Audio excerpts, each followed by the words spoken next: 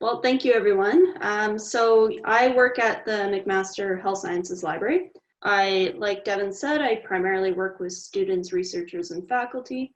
And prior to my role at McMaster, I was at a hospital library in Saskatchewan. So I worked primarily with physicians, residents, medical students, nurses, PTs, OTs. And I would attend rounds in the ICU answering questions. So clinical tools and basic searching is what I enjoy teaching. We'll get started here.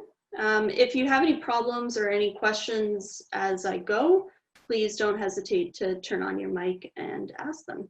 So these are the learning objectives that I have for our session today.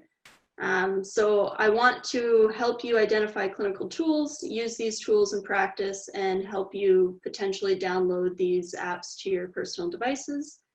And then I'd also like to go through a review of some basic literature searching skills for the purpose of answering clinical questions or background, or give you the skills to be able to apply this to any research project that you have moving forward. My agenda today is to go through some essential searching skills. So here we'll talk a little bit about clinical questions, question development, the 6S pyramid, and some basics like our operators of and or not, truncation, and nesting. I'll give you a little overview of our Health Sciences Library's website and where to find some of the resources that hopefully you'll use. We'll talk about clinical tools. So primarily I'll be talking about Dynamed, but if you have a specific tool that you would like to go through, we can go through those at the end as well. So some of our drug tools or BMJ best practice, or if you are into dermatology, we can look at Visual DX. And then we'll kind of go through PubMed clinical queries. So I like PubMed clinical queries to answer specific questions just because it filters out to high quality evidence. So if you do have a patient problem and you need some quick articles, this is a good way to focus in your search. Going through the agenda that I've gone through, is there anything specific that you would like to learn? So if you don't mind turning on your mic or sharing it in the chat, just so that I can capture everything that everyone wants to learn today. So Stephanie, thank you. If you could do something like Watson does, like if you put in a set of symptoms and I'm trying to do like a blind search, what would be the best options to, so suppose I have a set of symptoms. Suppose I was told by a friend's relative or a friend that, well, my mom's having pain throughout her body. She's lost 30 pounds of weight and her ESR is high. So let's say these are the three symptoms that are told to me. What would be the best way to try to come to some level of diagnostic possibility, and also like, and if family medicine or internal medicine is not my forte. Hi, Stephanie, it's Rhonda. Hello. Hi, so I'm looking for if I want to pull up all of the relevant studies. So right now it might be the validity of antibody testing for COVID-19. And I want to get, the most comprehensive list of studies appropriately. That's what I'm looking for. Okay. Hi, Stephanie. Hello. It's Boutros here. I'm looking to get the how to get access to up-to-date as well, or the best way to get relevant articles through PubMed, or if I just want to not to access to articles, I just want to get access to any subject like otitis media or osteoporosis. So how can we get a simple way to get to any updated information about that? Thank you. Stephanie, I'm looking at Refresher for looking up latest evidence for clinical questions. I work specifically in Emerge, so of course a lot of my questions are that way. I had students just the other day that are trying to make a clinical learning tool for the clerks, so that the med students are coming onto rotations, And they intriguingly had this whole big algorithm, and there are a few things in there already that I was like, wait a minute, I don't know what the evidence is for that. And so it'd be nice to say, okay, instead of just hearing, oh yeah, I've heard this kind of rumor that this is the latest, where can I find it and make sure it's the latest information? Use up to date all the time. That's not always so pertinent for emergency medicine things. Plus I don't always trust it if there's some brand new study that comes out. It's Rhonda again. I hate to admit this at this stage of my career, but why is it that when I do a PubMed inquiry, I can only ever get abstracts? I can't get full articles. I'm looking for the answer to that too. Okay, perfect. That I can definitely answer. Awesome. Kamal here. Something like sometimes the videos or something is what I'm looking for. More visual, audio visual stuff, and how to search for that most effectively. And the PubMed search also, again, if you can maybe go over that if possible with time permitting.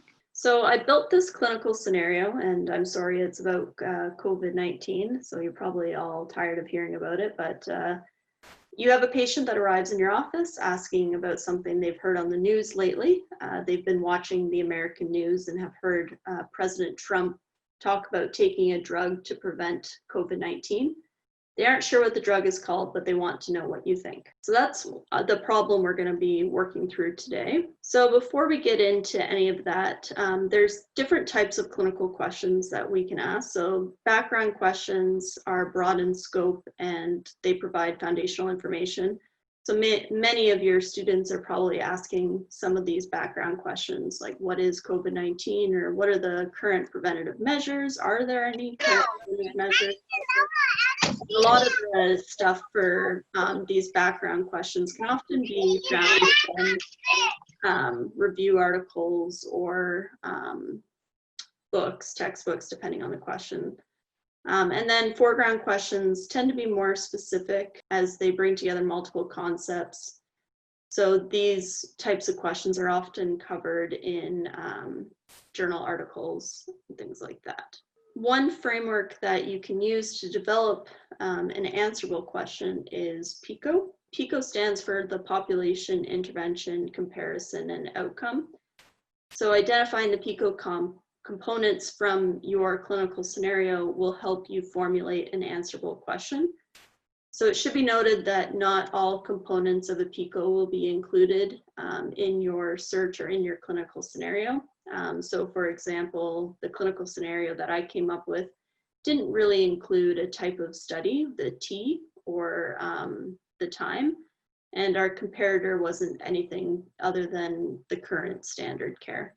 So these are some little bit of framework or template in order to draft a clinical question. So these can assist you with that.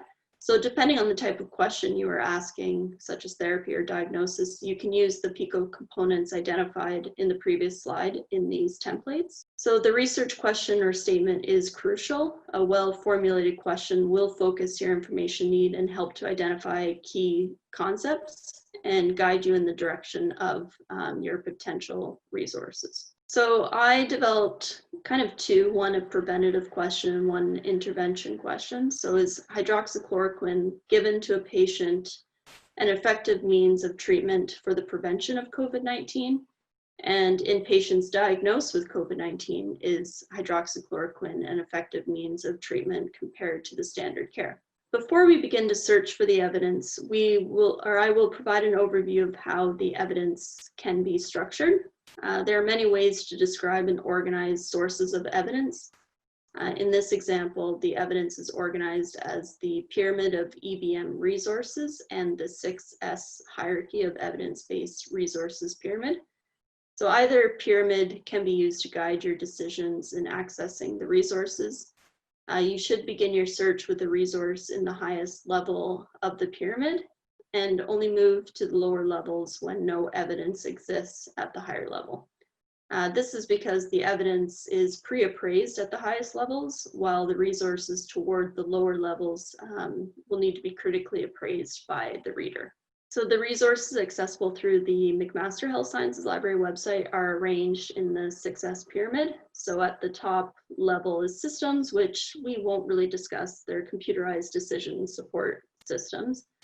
The summary level is these evidence-based clinical practice guidelines and the textbooks, such as UpToDate, Dynamed, BMJ Best Practice. And then at the lower level of the single studies is resources such as PubMed, Medline, where you get access to that information. There are two approaches that I usually take for searching for evidence, basic and advanced. So either of these approaches can be applied to any of the resources in the pyramid of EBM resources and 6S pyramid. Usually the nature of the resource determines what approach is the best to use. Your search concepts are informed by the components of PICO. So one such search concept can include the problem or intervention. A basic strategy can be applied to any of the resources using one or two concepts and one term per concept. However, it's best applied at the top levels in both pyramids. So a basic strategy would be best to use in a resource such as Dynamed. An example of a basic search strategy for our clinical scenario is COVID-19 and hydroxychloroquine. And then an advanced search strategy involves usually two or more concepts and involves more than one term per concept. So for example, COVID-19 or novel coronavirus and hydroxychloroquine or chloroquine.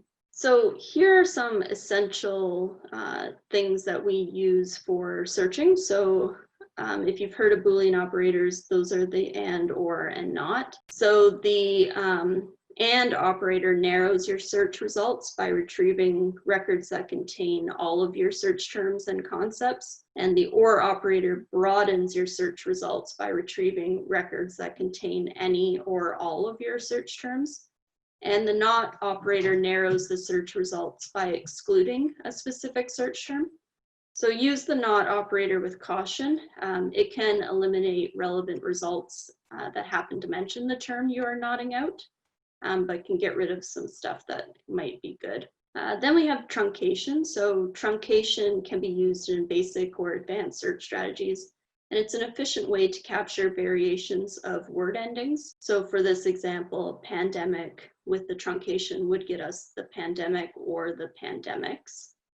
And then we have nesting. So I like to think of nesting similar to when we were doing the BEDMAS. So it's just the brackets, and it refers to the use of parentheses to organize a strategy that uses more than one kind of operator. So the and, or, not. So for this example, I have COVID-19 or novel coronavirus ORD, and then I and it to my drug term. So typically search terms within a concept are combined using the or operator. So here we have, so that would be within our patient population, it could be COVID-19 or novel coronavirus. Or if we wanted to, but oftentimes, or I should say, once in a while, they could be anded within one of our concepts. So for example, if we were looking at COVID-19 in the elderly population, we would probably want to and COVID-19 and elderly, and then and it to a drug term. And then you can see here between each of our patient problem and the intervention, comparison, or outcome, we've anded within that. This is our website. Now I'm going to try and do a live demonstration and see if this works. This is the Health Sciences Library website. I'm not sure how many are familiar with this site.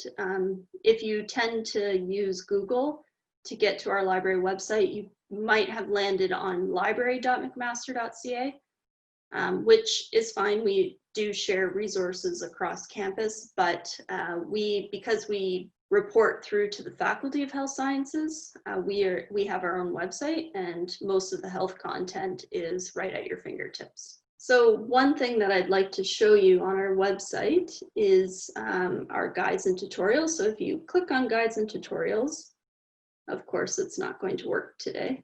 So I'll just go back. And if you scroll down, we have this guides and tutorials button here. So the nice thing about library websites is oftentimes there's more than one place to get to where you need to go. So within this guides and tutorials, we have specific guides for different programs as well as different topics. So we do have a mobile app page, we have grade literature, and we have research project, or we have qualitative resources. So if you wanted to scroll down, we have this clinical faculty and preceptors in medicine guide. So I'm going to click on that. And here we've listed all the tools that we think you would need to know to get at all the information that you may need to know. We're going to click on Dynamed, which is the tool, which is a evidence-based summary tool, and that's at the top of our pyramid. And if you're off campus like I am, you'll have to log in with your Mac ID and password. Okay, so this is Dynamed. Now, many of you might be wondering, what about UpToDate? Unfortunately, McMaster does not subscribe to UpToDate off campus. So during the beginning of the pandemic, UpToDate opened up its subscription and many were allowed use of it off campus or off site. But unfortunately, that's been taken away. So now Dynamed is just as good. I find that it's up to date or updated more frequently than UpToDate. I always tell a little story about, I think it was when Zika was around. Dynamed hadn't indicated that there had been cases in the US, but the news had reported that. So I emailed them and within an hour it had been updated. So that's what I like about Dynamed. They're a little bit more responsive. So at the higher level of the pyramid, which is where we see Dynamed sits, it's a summary tool. We tend to use a basic search strategy. So in this case, you could use just one of our PICO components. So I'm just going to search on COVID-19. It's here. And what's nice about it is that it's giving us the related summaries if we had a specific population we wanted to look at, for example. What's nice here is if we wanted to search within this summary, we can. Updates, so we can know when the last update was. So we can see here that was done today. We go back to the topic, all of our navigation is on the left-hand side. We can see the editor of this entry. We can share it. If you were logged into an account, so if you made an account with Dynamed, you can claim your CME. You can also get the mobile app downloaded. So I'm not sure I can sign in. So now I should be able to, now that I've signed in, I can save things in my account so that I can review it at another date. So I'm just going to search within this entry to see if there's any information on that drug. So we have a little bit here. We have you can see here 85 potential entries. So we can just keep hitting next to get more information if we wanted to. I see chat, you can't log into the library.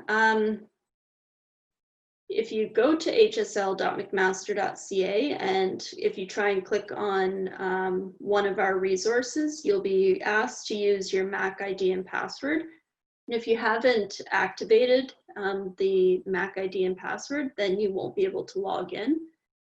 But Devin should be able to assist with that if you don't have your information. So to activate your Mac ID and password, you'll need your 9-digit employee number and your 14-digit barcode, and that should be on the welcome letter. So this is how I use Dynamed. I tend to search it just on the condition or drug and then search within it to find out all the information.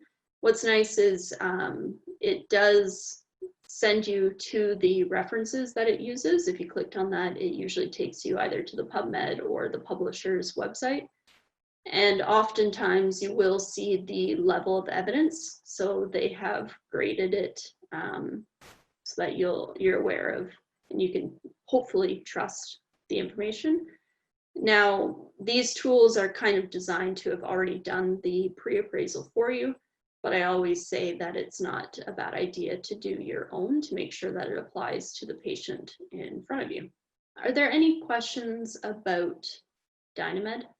Have you used Dynamed in the past? Is it something that you can see yourself using it if you haven't already?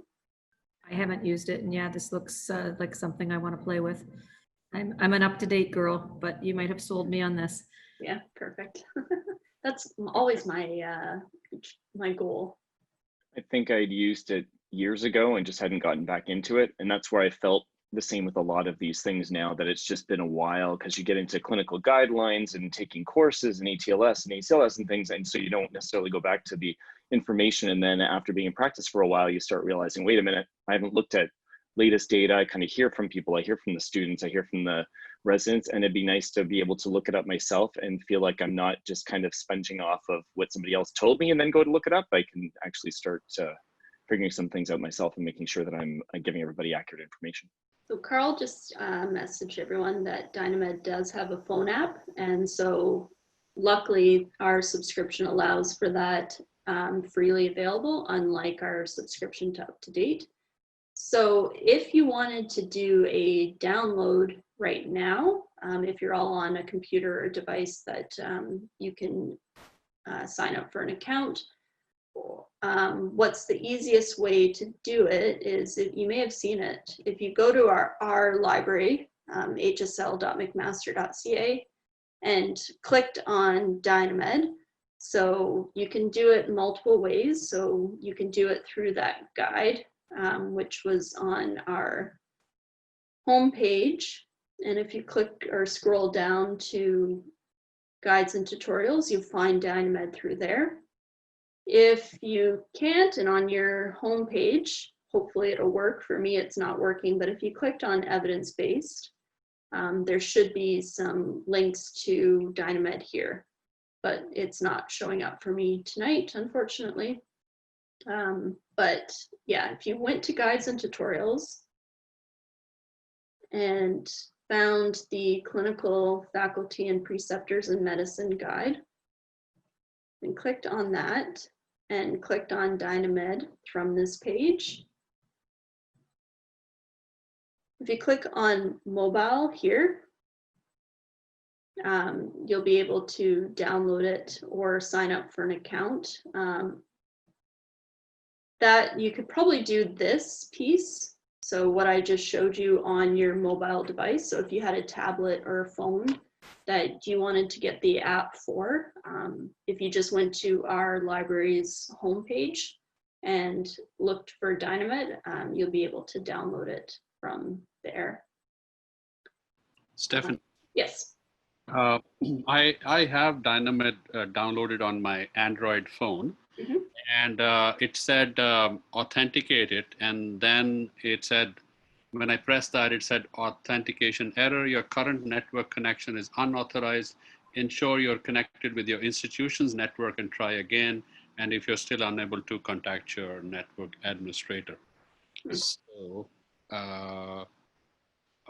or maybe maybe that was because I was trying to get into the institutional network and not sign that I think might be the problem. There's another option, correct? Yeah, there is sign in option. Yeah, so you can sign in through there, and it might ask you to create a personal account with Dynamed. So you can go to the Dynamed page on a computer or on that device that you're using and register for an account. And you can use your, I usually use an email tied to my device. So my Gmail is tied to my phone. So I tend to sign up for things like that, just so that I have everything go to that email. But I think you can use any email you'd like for that. Does everyone want to move on to the next portion?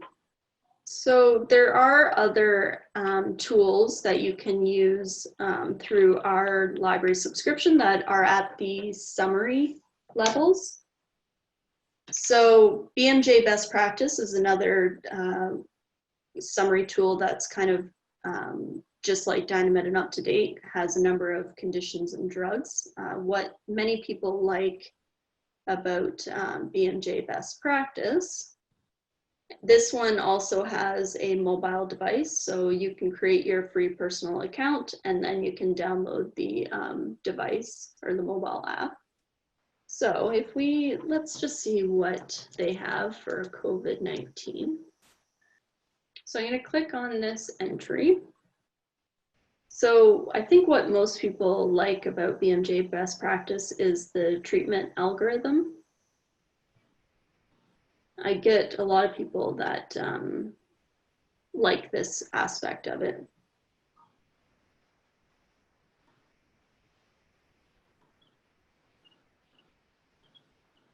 It's kind of nice that it lays it all out. And then if you wanted to jump to any portion of it, you can through the hyperlinks, and you can click through. So it does hyperlink some to its references, and you can get to the abstract through there. So Devin is sending out a list of all the mobile resources that we have, and through that worksheet there are instructions on how to download them if there are some problems. So that's BMJ Best Practice. If you have any questions about any of the tools as I'm kind of going through them, just stop me. I'm just going to go through them fairly quickly. So that's BMJ Best Practice. Now on this page, if you clicked through the tabs, then you can get access to the other mobile apps and clinical tools that we have. So dermatology, we have Visual DX. Visual DX is interesting as it's a diagnostic tool. So if you had a patient that had recently traveled and had a skin condition, and you weren't sure what it was, you could input their age, their gender, you know, where they traveled from recently and what the condition looks like, and it'll generate a number of different diagnoses for you. Or you can just search for it based on the knowledge that you have. So you can search for conditions. What's nice about that tool is if you are doing presentations about, say, poison ivy, for example, you can get the images from that tool and use them in your presentation. So I'll just quickly show you based on that piece. So I'm just going to search for poison ivy.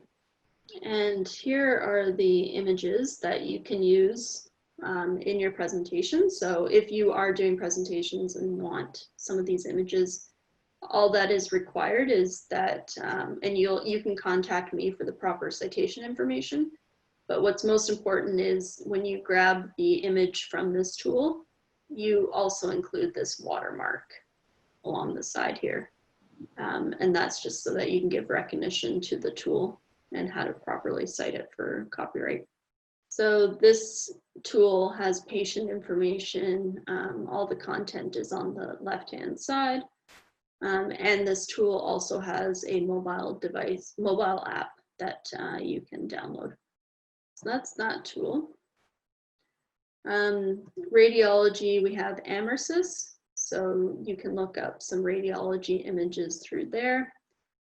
Orthopedics, if you have a Apple device, then you can download Ortho Evidence. if you have an interest in that area. And then we have a number of drug tools. So micromedics, we have access to on your mobile device as well as desktop. Natural medicines, if you need information on, say, St. John's wort, you can access that through natural medicines. And then we also have RxTX, and we do have the mobile app for that tool as well. So lots of options. And if you have any questions about specific tools, you can ask me now or after. But that's kind of the clinical tools portion. Does anyone want to go through a specific tool?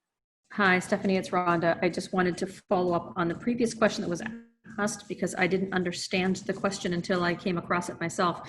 In downloading the Dynamed app for my phone, it asked me to connect to my institution's local internet or network and authenticate. And it says the network authentication failed. I heard a similar question, but I didn't understand the question until I did it myself.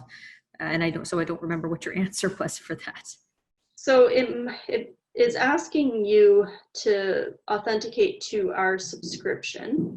Now, did you visit that link, that mobile app link, through our website? Yes. On your device, like yes. on the phone? Yep. Okay, so that's a little bit weird because it should have authenticated you just from accessing it through our website and having to log in through your Mac ID and password. So what I think might be the problem. I just had the same thing happen too, Stephanie. Yeah. Okay, let's try and figure it out. I'm gonna try doing it on my tablet, and then hopefully I'll be able to answer your question by experiencing it myself. Okay. I'm also getting a weird message. When clicking from our subscription, I got this EBSCO sign-in that says we're unable to validate your login credentials. Is that what everyone else is experiencing? It looks like a message like that. I get network authentication failed. Your device is connected to a network that does not support network authentication. When I tried to get onto it the first time, it was trying to get me to sign in. So I tried just putting in my McMaster information, and that wasn't working. And then it tried to actually connect through the same the EBSCO or Avesco or whatever it is. And then when I went over to the other tab, and the other tab says through the institution, then when I clicked on it, I get the same error message that Rhonda's been getting. And I just clicked on the guest, and I've got some installation options, but it said that it was only good for 30 days. So it's still clearly not connecting through the right way. Yeah, it should give you, I'm gonna try one other thing. So I got into Dynamed from our library subscription. So I'm going to, on my phone, it shows, oops. So I logged in through my Mac ID and password. So I don't know, can you, let me see if I can turn on my camera here. So Stephanie, had you already logged into your Mac with your Mac ID? No, I had to do it right now. It told me, it asked me to. So then I get into Dynamed here, and there are 3 little lines in the corner there. So I'm gonna click there. And then at the bottom, there's mobile. You probably can't see that very well, but at the bottom, there's mobile. So I'm gonna click there. And then it gives me those 2 tabs. So through the App Store or the Google Play. So I have an Android device. So I'm gonna click on, get it on Google Play. And I've already downloaded it. So I'm going, it should tell you to download. So it linked to my Google Play. And then it should open. Did everyone get to that stage? Like, were you able to get onto Dynamed onto your device from our subscription? Yes, I managed to download it onto my device, but I couldn't get into it. I'm now on it, but I'm on a guest for a month, I think. Okay. Yeah. I don't know why my tablet's not working. I'm gonna try uninstalling it so that I can see the issue that you're all running into. I'm gonna download it again from the website. Now I haven't logged into my Dynamed account. I just logged in through my Mac ID and password. So I'm now downloading it. So it gives you this page where it's asking you for the institutional or sign in. So, and if you authenticate here, it's asking you to authenticate through to our IP address. So what I would do is use the sign in. So if you go to Dynamed from our website and you click on, so I'll just go back to our website. You click on Dynamed. Oh, I don't know why that's not working now. That's exactly what I'm getting right now. That's what you're getting right now. Yep. The same here. I'm also getting that same thing. So let's try another way to get into it. So like I said, libraries are pretty good at giving you multiple ways into different resources. So if you went back to HSL's webpage and you click on more databases, Dynamed is through under D. So if you clicked on D and then click Dynamed there, let's see if that'll work. Okay, so that works for me. Please let me know if that doesn't work for you. And then on this page, there's a little person in the corner and register for an account. So this account is different than your Mac ID and password account. So you can choose whatever email and password you want, just hopefully it's something that you'll remember. So you can register now for an account. So I'm going to try logging in on my phone with the account that I've already made through McMaster.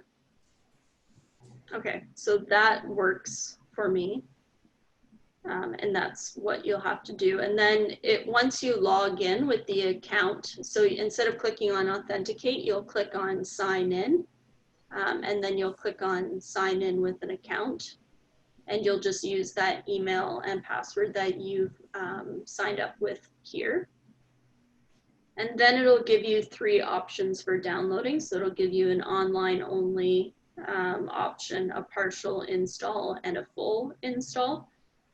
So the online only means that you'll have to use it through your data, or if you have Wi-Fi whenever you're using it.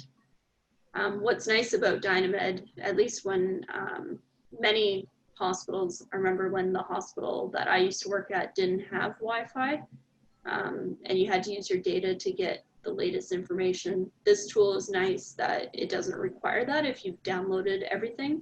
It just requires the Wi-Fi or data to update, run the update so that you'll get the latest information.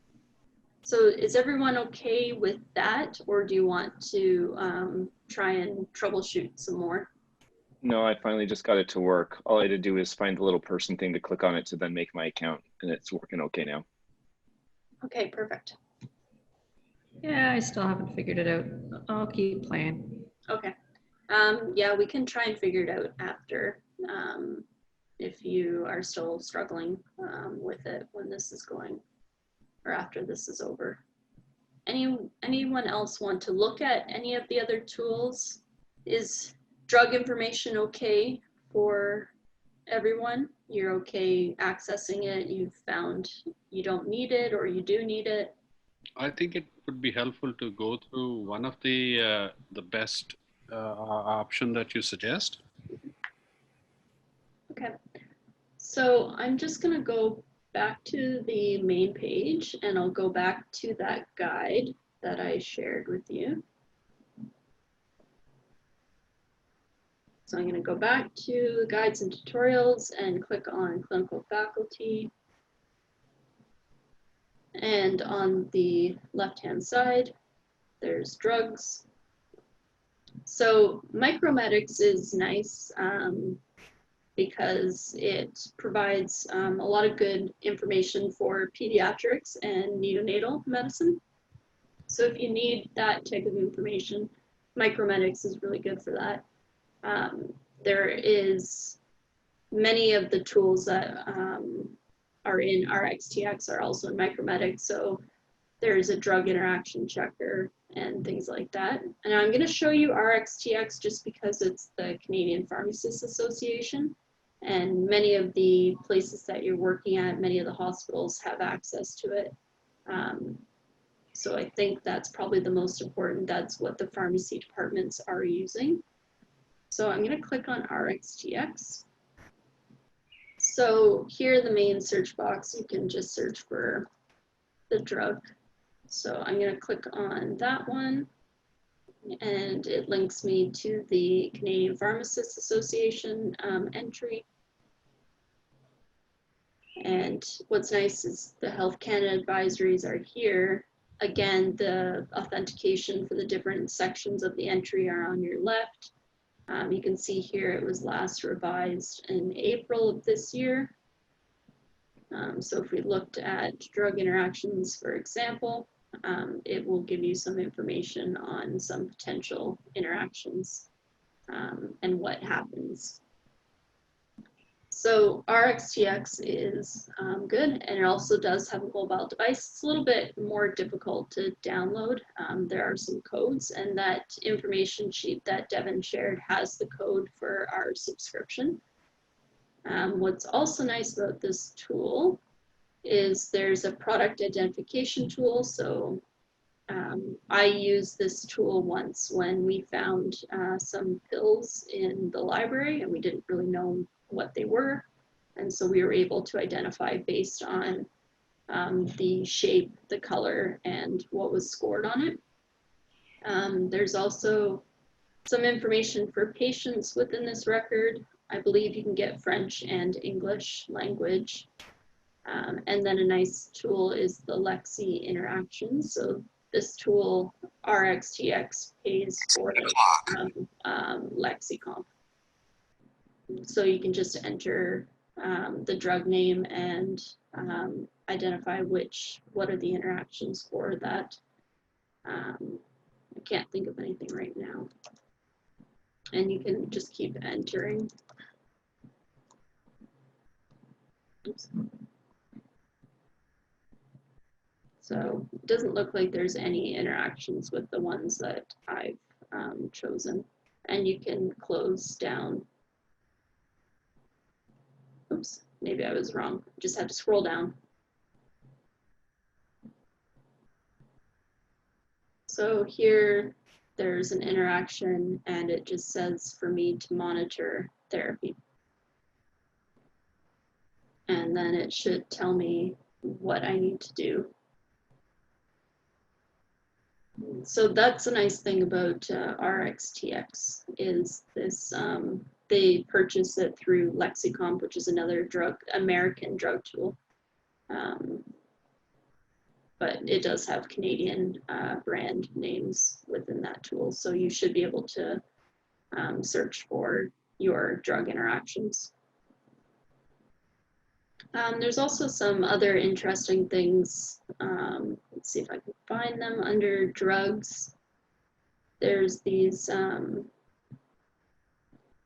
interactive clinical tools which allow you to look up the drug administration in food.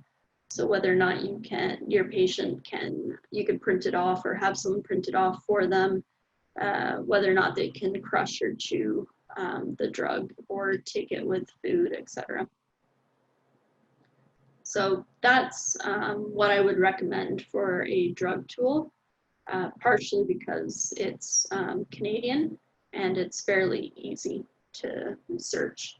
It is the Big Blue CPS online, so the font's a little bit bigger. Any questions about that tool? Stephanie, do we have Rx app access as well, like Dynamed? Yes, yes, you do. So if we went back, it should be in that information sheet that Devin shared. But if you can't find that, if you went back to our library homepage, so HSL, and if you went back down to guides and tutorials, we have a guide titled mobile apps here. And depending on what type of device you have, you can look at what Apple device has. But if you went down to RxTX and clicked on more, this is the information. So this is the organization code. So you'll just go to this website and enter your organization code and complete the registration, and then download the mobile device. So the username or the email that you need to use for this subscription is your McMaster email. So that would be your Mac ID, so that portion of your Mac ID at mcmaster.ca. They won't allow you to use any other email to download the tool. Any other questions about any of the tools? Okay, so we're going to move on to searching PubMed.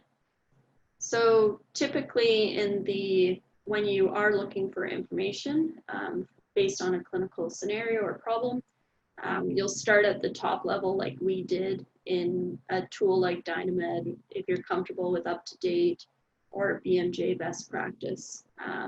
If you can't find information or not enough of what you're looking for, then you start moving down the pyramid. Now, I usually go to a single study database instead of going to those tools that look at synopses of syntheses, so a summary of a systematic review, just because they're not updated that frequently.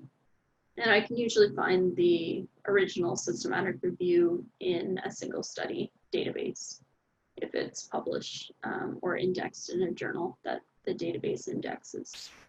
So that's my process. So the tool that I'm going to share with you today is PubMed, just because I find that more people are comfortable with that tool. So if you went back to our HSL's library website, PubMed is on our main page here. So I'm just going to scroll down a tiny bit, and I'm just going to click on PubMed. So I don't know how often everyone visits PubMed, but you may have noticed that it looks a little different than usual. They've just changed the interface, so it kind of looks a little bit more like a basic search engine, so like your Google. It still has some of the functionality that the old PubMed had. So the clinical queries are still here. If you have a known article and you need to find the full text, you can use the single citation matcher. Now, what's nice about the question about getting access to full text articles is if you use PubMed from HSL website, we've linked our content right into PubMed. So if you click on an abstract in PubMed, you should see the Get It at McMaster button, and then you'll be able to access full text. That Get It at McMaster won't show up if you Google PubMed and find it that way. So I like to use the clinical queries just if I need a few articles on a topic and I need the highest quality evidence on that. So finding that clinical queries, if you just scroll down a little bit, it's under Find and click on Clinical Queries. So this looks very similar to how it used to look. So you just pop in your search terms within this. So I'm going to do COVID-19, and then I'm going to combine it. So what we use to combine our concepts is and. So I'm just going to click on hydroxychloroquine and then hit search.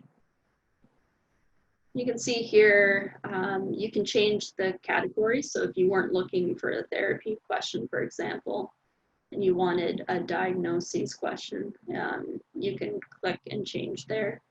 You can change your scope to be very broad or narrow. So if you wanted a lot or a few, you can click on that.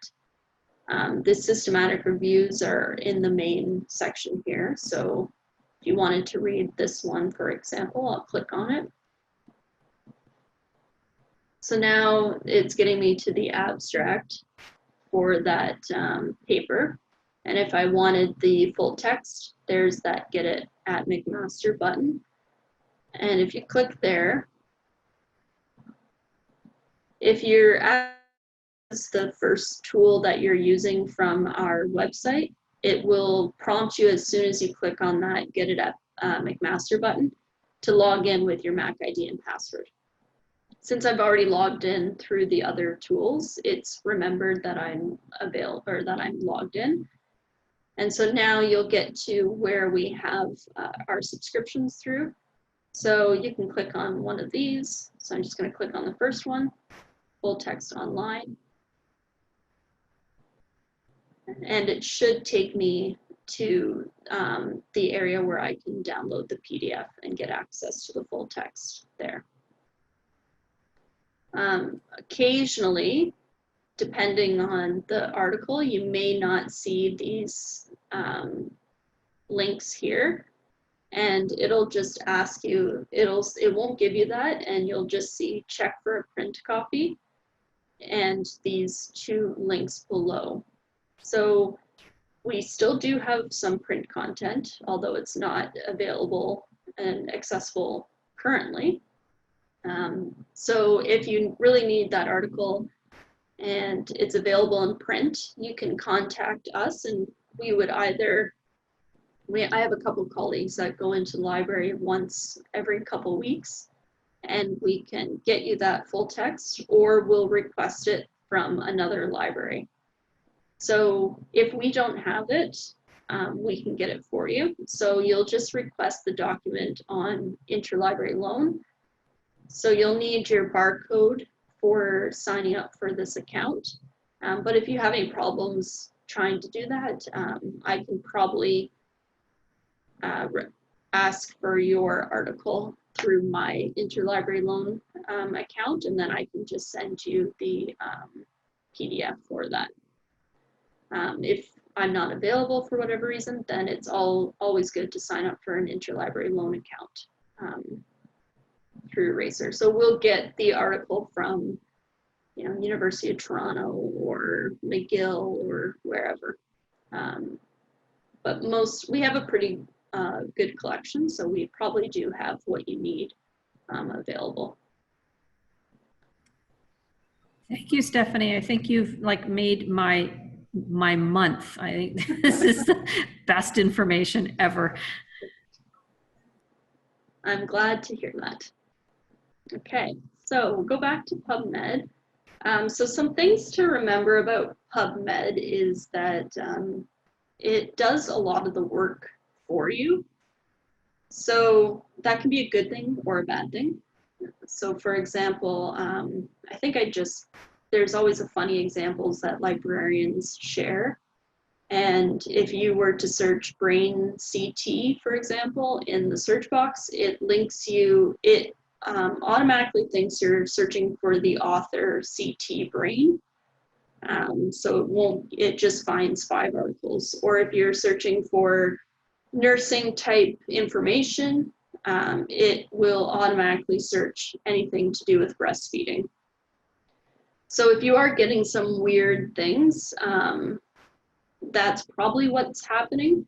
And it does it behind the scenes. So there used to be an easy way to find out what it was searching, but with the new PubMed, it's quite difficult to find that information. So it's really hard to see what it's doing behind the scenes. But that could be happening if you're getting a little bit of some weird things. Now, I showed you the clinical queries section of PubMed. So you can use this search box to find your information.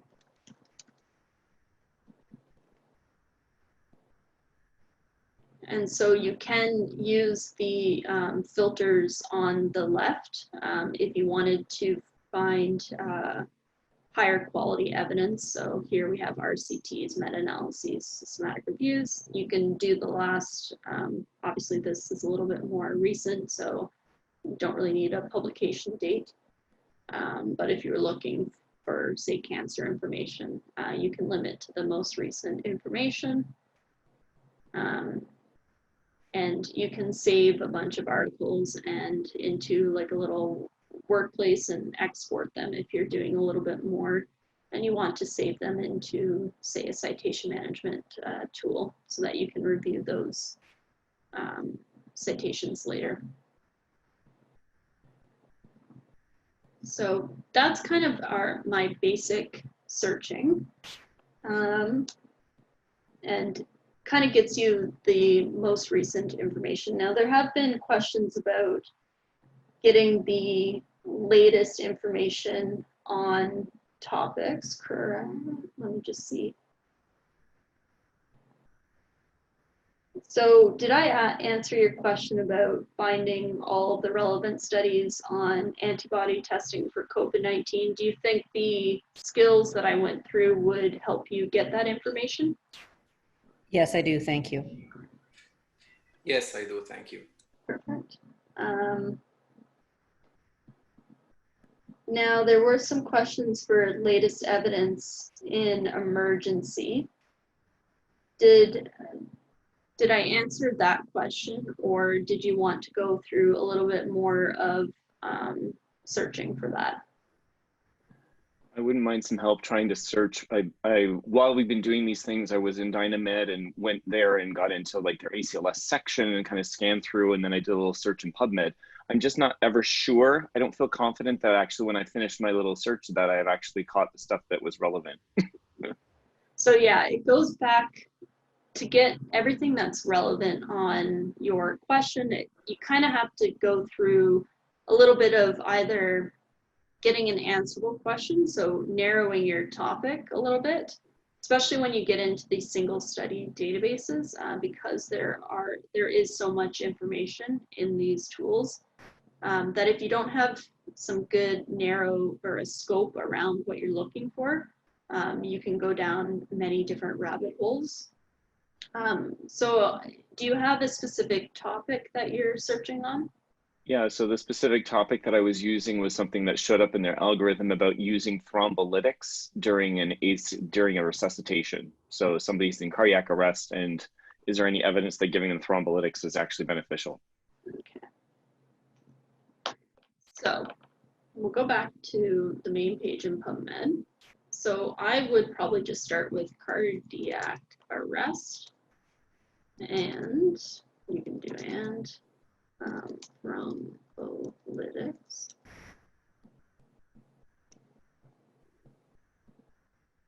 Now you can see here I found quite a few results.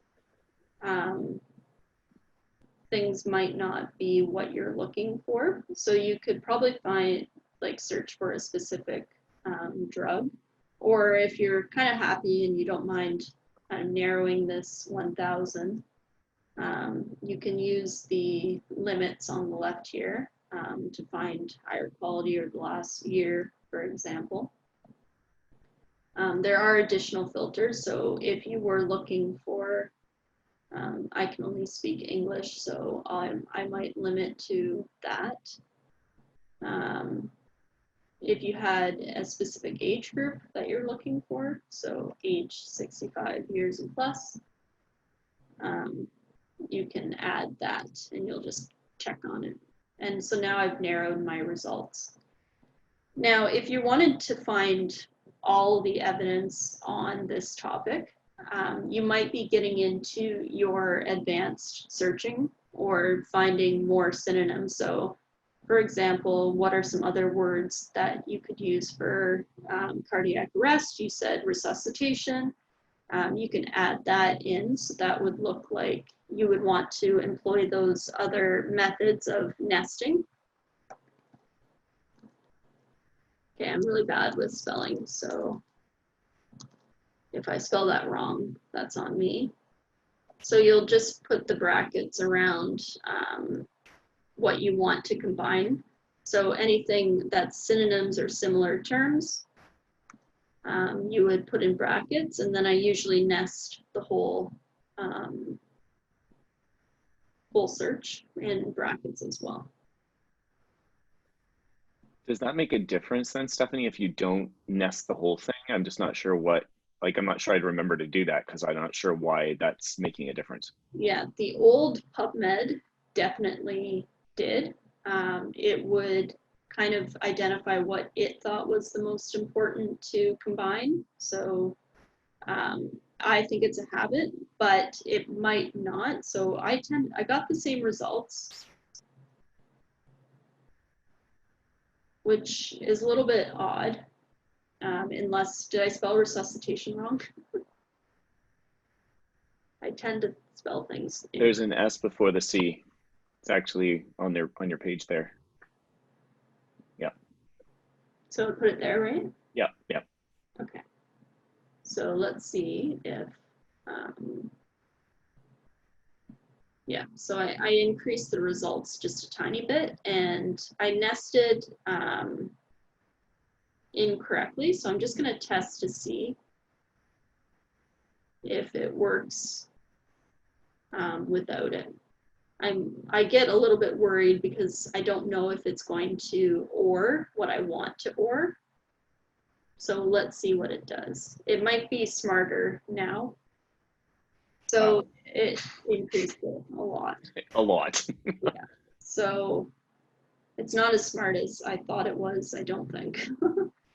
So it still found some of the words that I wanted, but I wouldn't want to go through 130,000 results.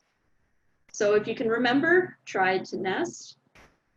If you do run into problems, you can certainly reach out to me, and I would be happy to do a quick search for you and send you some abstracts for you to review. Typically, if you are at a place with a hospital library and you have a librarian available to you, they'll do a search for you and send you the abstracts for your topic. And then that way, if you only needed the full text, they can retrieve the full text for, say, 5 articles. Now, if you are at a place that doesn't have a librarian, I can certainly do some quick stuff. I just won't be as quick just because I have other things that I need to do for McMaster, whereas a hospital librarian can do anything that is needed for a patient care type question. So hopefully you have a librarian available to you at your hospital. So there is an advanced search feature within PubMed. So if you couldn't remember to do the brackets in this basic search box, you can click on advanced and you can add lines, hopefully, or at least it used to be. And so you can also see your search history down here if you wanted to go back to the results for one. You can just click there. You can filter or search within, so if you wanted a specific author, you can search their publications there as well. And you can enter your search here.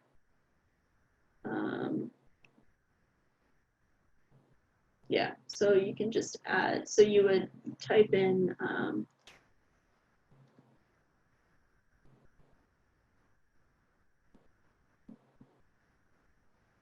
and then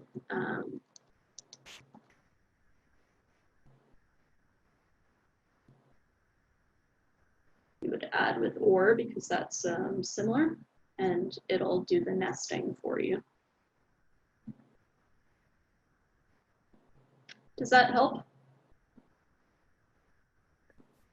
Yes, I think so. Some of it is, I'm sure, a refresher for things that I used to know how to do and that I just haven't done for a while again.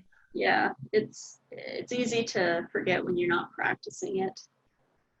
And these interfaces change so frequently that it's almost like you have to relearn every time. Okay. So there was some question about diagnostic tools. As far as I know, McMaster doesn't have a specific diagnostic tool. There are some in existence. So we do have Visual DX, but that's mostly for skin. There are some that exist, but we don't subscribe to. I can think of one in particular. So I'm not sure. I'll look that up to see if we do have anything, but I can't think of anything at the moment. There's a question about visual, audio, visual type information. So there's really no way to search for that efficiently because there are a number of tools that have that information within it. So for us, there are videos and images through Dynamed. So you should be able to access some of that through Dynamed. There's visuals in Visual DX. There's some in these other ebook platform products that we have. So if you went to our homepage, now let's see if it'll work for me tonight. Yes, so if you clicked on ebooks, Access Medicine is a really good one to find images, and it should have some videos. So there's a multimedia page here. Let's see if I can find anything. So if I just search within the main search box, now it's going to be searching for that term through all of the books that are within Access Medicine, but you should be able to filter the results to images here. And then if you clicked on this, you can view the image. Or I'll be taken to the chapter with what it's where it's located. Let's see if I can find it. Okay, it didn't show up. So if I went back and just clicked on view in context, it should open the image, hopefully.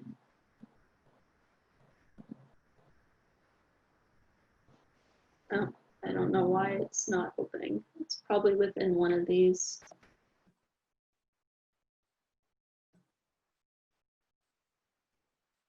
So here's one of the images. Now, if you wanted to use this image for a presentation, for example, you can download the slide and it will open PowerPoint, and it'll have all of the citation information listed on it for you, so you don't have to worry about citing it properly.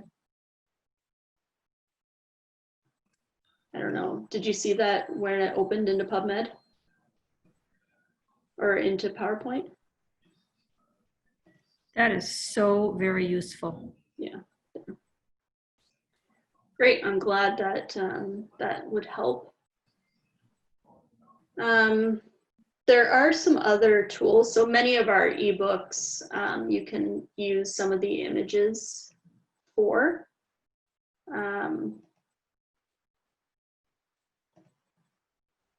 Are you seeing the website now? Can you see HSL's website? Yes. Yes. Okay. Yes. Yeah, so there are some, you can use some images in Clinical Key and Books at Ovid, for example. Otherwise, for some videos, you can access them. There's some through on YouTube. You'll just have to do your own critical appraisal, but whether or not you like it. If for teaching purposes, we went back to databases. Actually, I'll take you back to the guide that we've created. I'm not sure if there are videos in it, but it is a good teaching resource for that critical appraisal piece. So it's JAMA evidence. So we have access to this tool. And there should be some links to the user's guide for that. And there's some learning tools that I think you can get the critical appraisal worksheets through. And there's some audio from Dr. Guyot there. So that's always a good tool for teaching purposes.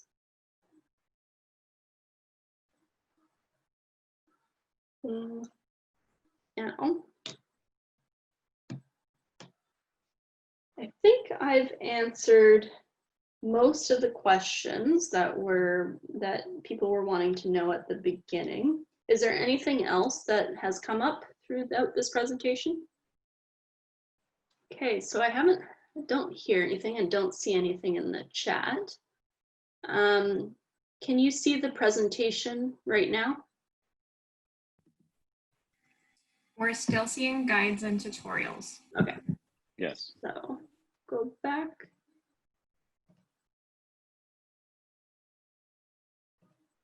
Okay, so now you should be able to see the presentation. I'm just going to go through. This is a little chart that we've created. So this is kind of a little bit review of what I went over earlier. So what we have available through HSL on mobile app.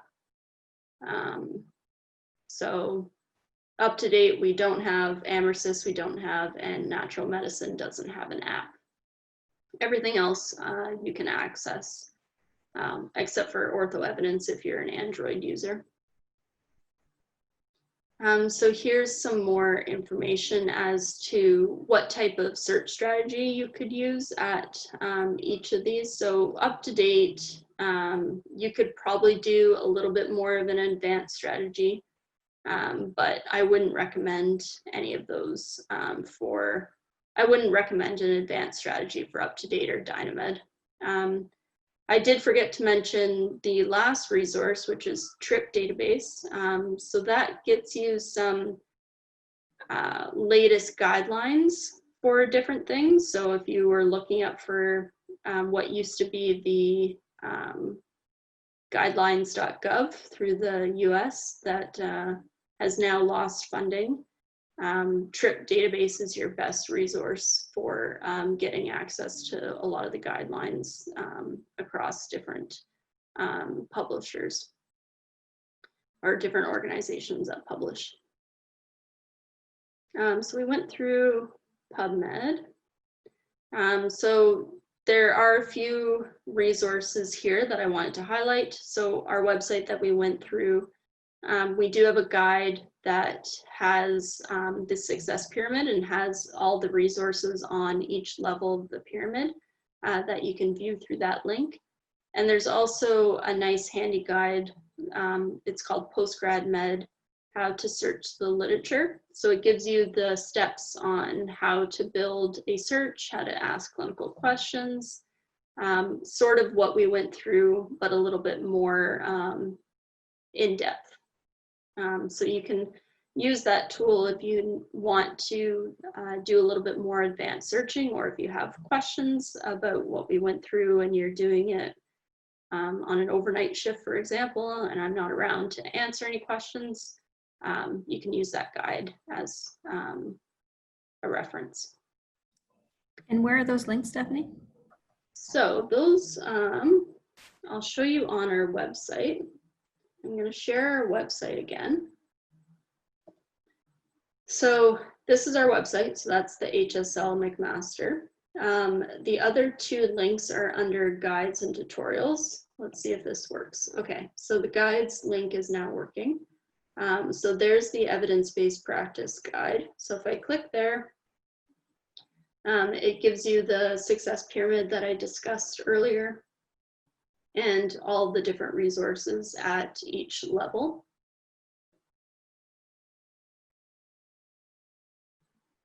So there's some more resources that we didn't go through today listed there.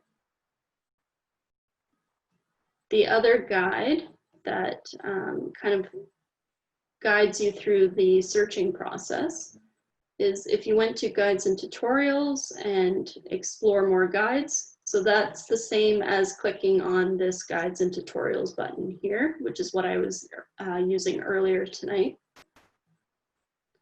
So if you click on explore guides and tutorials and you went down, you can scroll down to postgraduate medicine. I think it's here, how to search the literature. So that goes through 8 different steps. So we talked about formulating a research question. We did a little bit of identifying our concepts. So from our scenario tonight, we identified COVID-19 and hydroxychloroquine as our 2 concepts. The search terms would have been COVID-19 or novel coronavirus or SARS-CoV-2. There's different synonyms that you can use, and hydroxychloroquine and any other brand or generic name for that. Those would be our terms. And then it goes through constructing a data or a strategy, selecting a resource to search, searching it, and then if you are engaging in more research, so let's say your question wasn't really answered in whatever resource you chose and you wanted to translate that search in another database, or if you are doing systematic reviews and you need to search, say Medline and Embase, the translating a search strategy would help you with that. And then it also talks about how to manage your strategies and any results. So if you are embarking on that, or if you just want to keep track of articles that you really like, there is some information on how to do that there.